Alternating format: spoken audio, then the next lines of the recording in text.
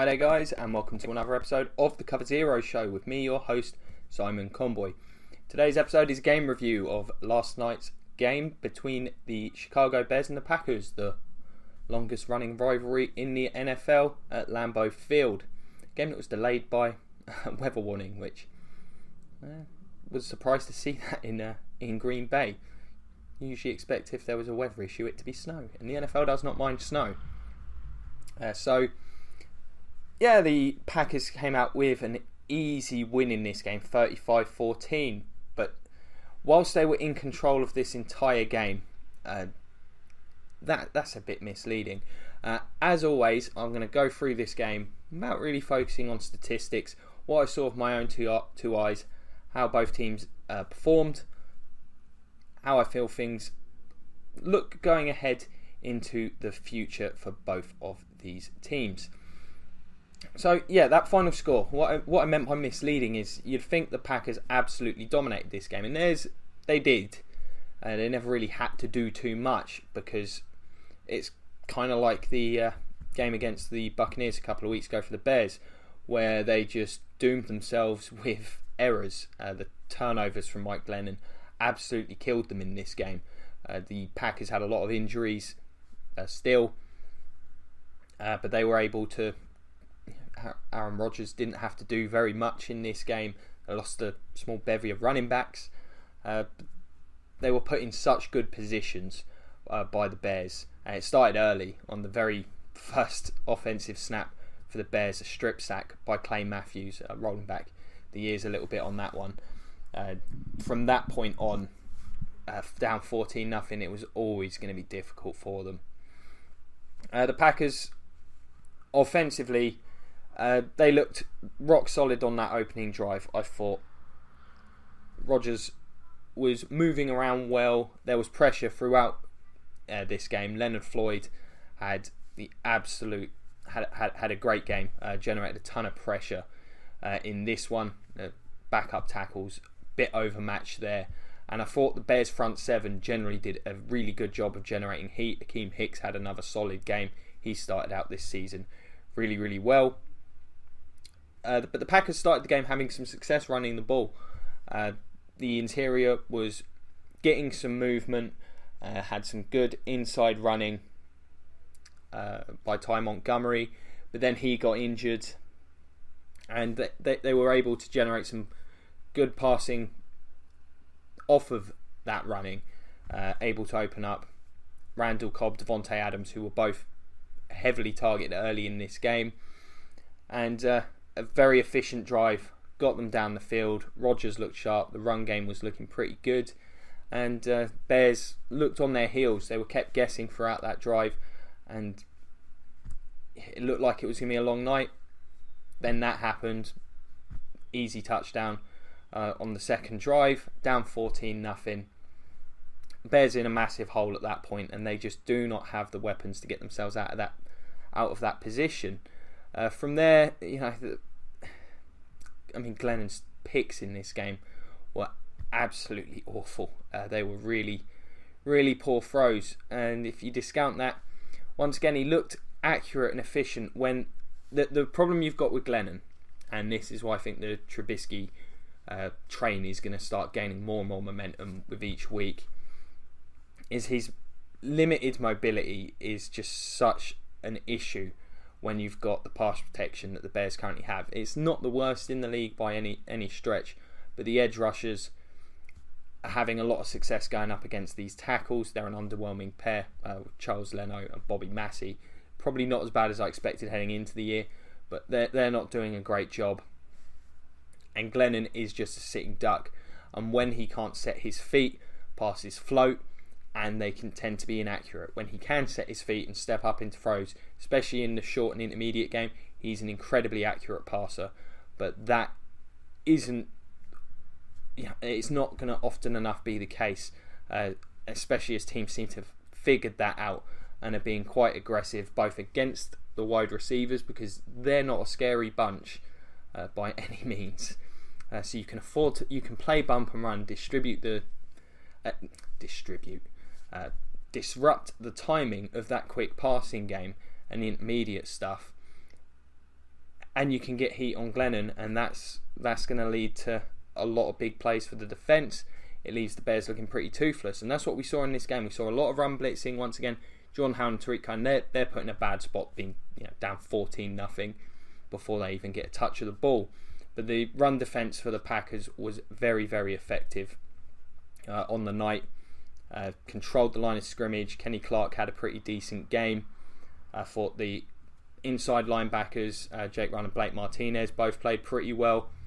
And as a result, the game was forced onto Glennon. It always was going to be after falling into that hole. And whilst he was able to connect the dots on these short passing plays, there was never a threat to get a big play out of this passing game. They don't seem to trust anyone down the field. Marcus Wheaton had a short touchdown catch, as did Kendall Wright in this one.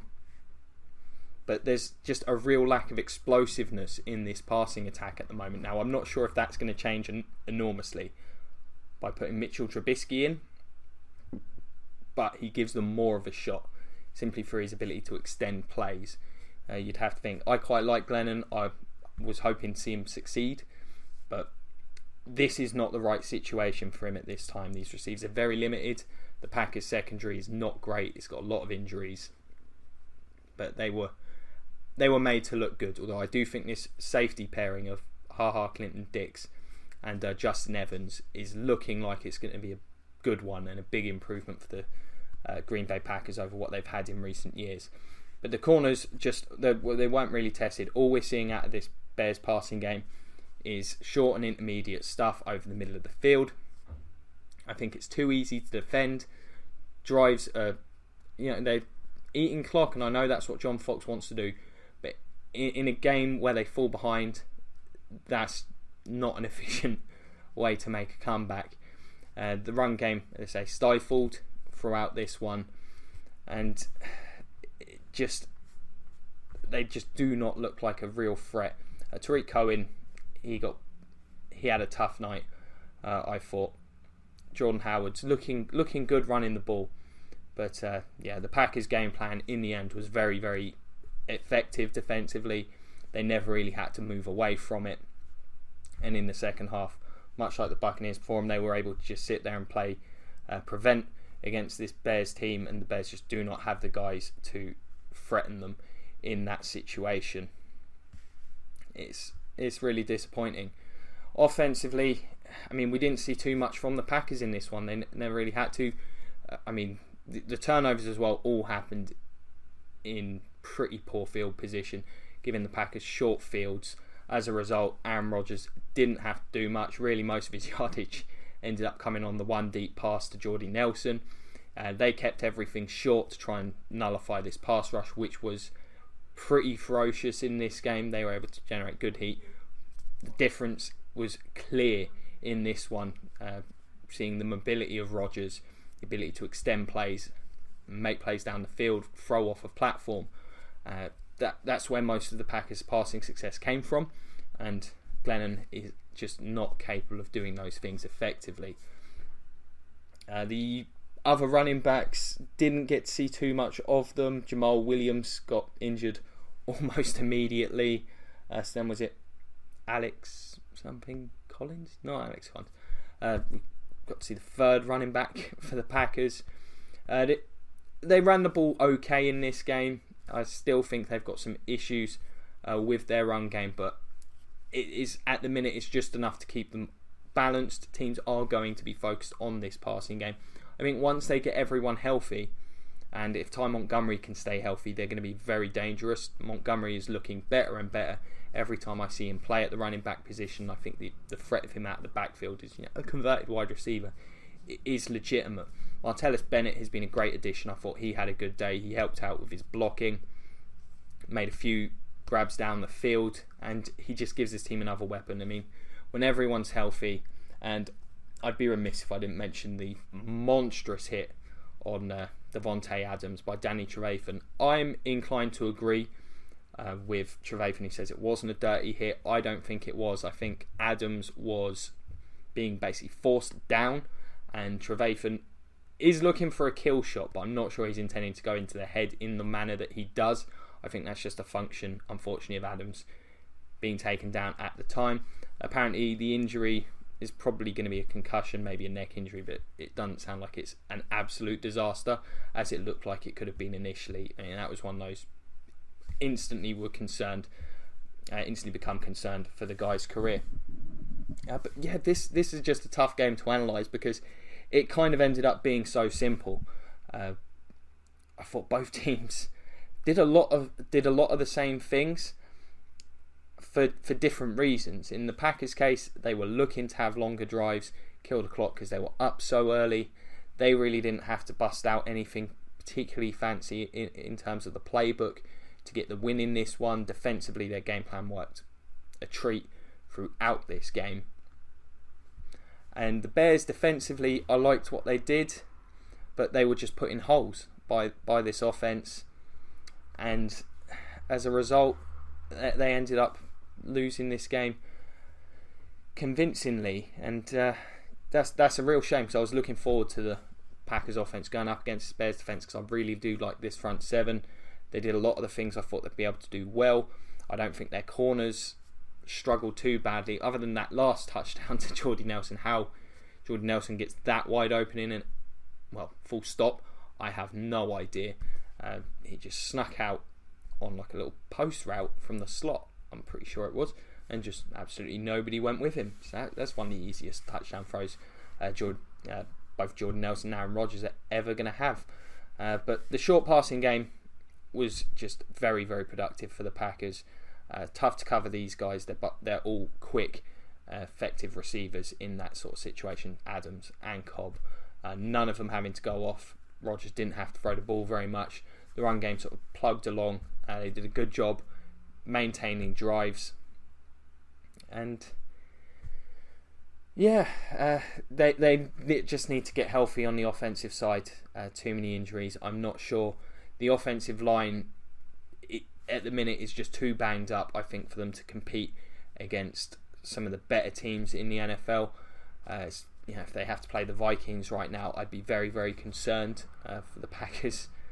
If they had to play the Vikings last night, I mean, because that game is coming up soon, I believe. And if you're the Bears, I mean, it's a tough one because I can understand why you'd want to get Trubisky out there at the moment. For the reasons I stated, the lack of mobility is just, for me, killing this offense that's screaming for that aspect from their quarterback right now. But you do run the risk of really damaging the player. When you think about what happened to Jared Goff last year, you could be looking at a similar situation with Trubisky with his lack of experience, a lack of proven quality NFL talent at the receiver position, and a fairly leaky offensive line in pass protection. The parallels there do concern me a little, and they've still got some good defenses coming up. So I think if you're the Bears, maybe hold off a couple more weeks. Glennon was a bit of a disaster in this one. I've been pretty defensive of him up until this point, but I think last night for me really did demonstrate that I don't know if he can have. I don't think prolonged success was ever going to be on the cards for him, even if Trubisky wasn't there waiting in the wings. So in terms of moving forward, because really this is just a game to forget for the Bears, very few positives out of this one. It's pretty much the same old story. Defensively, front seven's looking pretty good. Corners, I don't think we finally got to see Kamara and sort of Marcus Cooper together, but I don't think we really got to see them operating in a fairly normal scenario game-wise. They've got the Vikings next up, and they're at home for that one, and they've performed well there thus far, but that's going to be a tough game. The Vikings looking very, very good.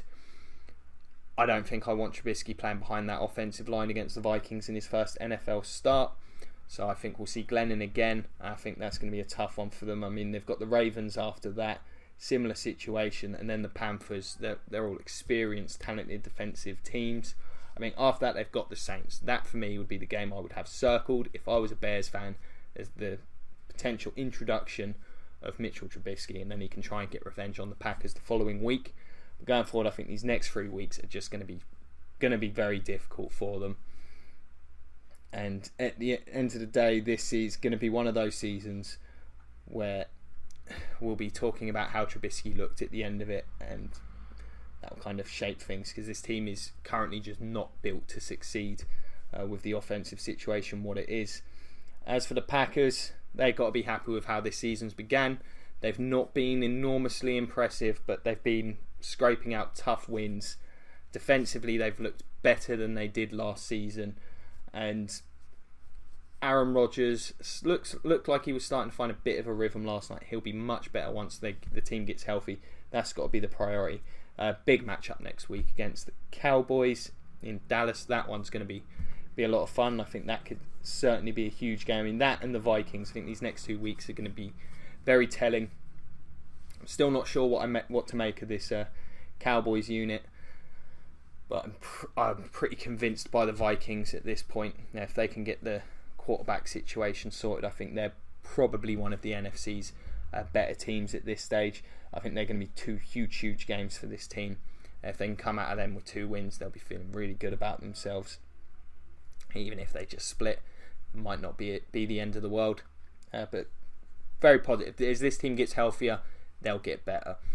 So there you have it. There's my review of this one. I really wish I could have gone into a bit more detail, but it's one of them games that really, the story was kind of written for this one in the first 8-9 minutes on the field. Once that second touchdown happened, it felt like ball game, and it very much ended up playing out like that. Shame for the Packers, they had to sustain so many more injuries. But there you go. Let me know what you guys thought. Did you enjoy this game? I'm sure you did if you're a Packers fan. It wasn't the best for the neutral, although I had Jordan Nelson in my fantasy team, so that worked out well in the end. After a very quiet first half from him. Let us know your thoughts. We've got the comment section below. Cover Zero Facebook page. You can find me on Twitter at Simon Conboy. Always happy to talk football. If you could check out some of the other episodes, that'd be grand. We've got game reviews, previews coming up all the time on the channel. For the next few Tuesdays, that's going to be the date for the live roundtable episode, our podcast-esque sort of flagship show, I suppose, if you can have one at this stage in the channel's life. But definitely recommend checking that out. It's me, Dan, and Arnie talking about every game coming up and every game that happened. It's a lot of fun to do, so hopefully it's fun to watch. And there'll be a few new things coming up next week. So check all that stuff out if you've enjoyed this. If you could like, share, subscribe, and check out the Patreon, that'd be greatly appreciated. Thank you so much for watching, guys. Really do appreciate it. It's been a pleasure as always. Have a great evening, and go Bucks.